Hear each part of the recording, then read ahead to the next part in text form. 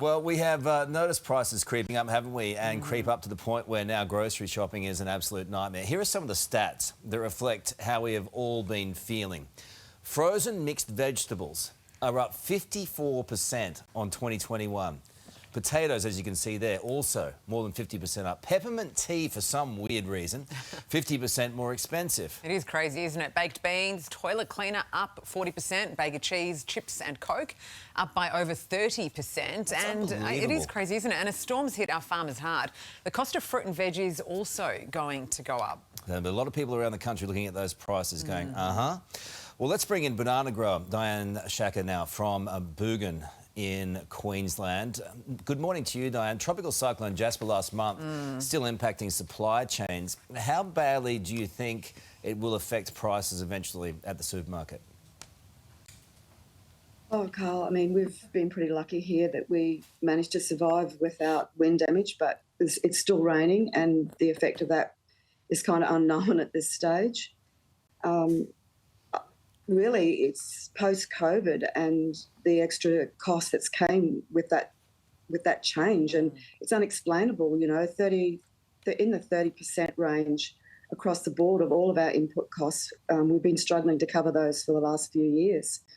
I'm not thinking that it's sort of like a one-an event that's really pointed towards just that cost. So when you say, when you say it's hard to explain.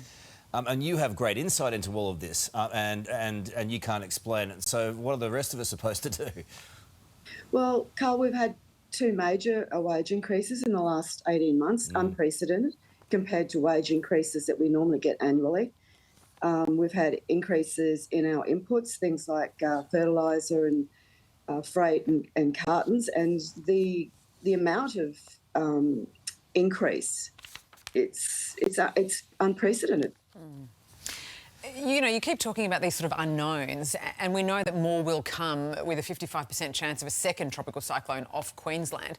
When we look at sort of trying to assist the industry, are you able to navigate through that with what kind of support we might be able to assist with?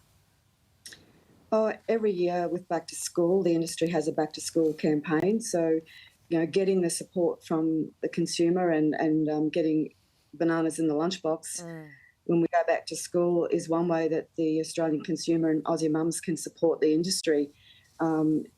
What the fruit may look like over the next few months is still unknown, but what the consumer can be assured of is the taste and the flavour and the nutritional value of that product will still be there regardless of how it may look. How do we identify your bananas in the supermarket?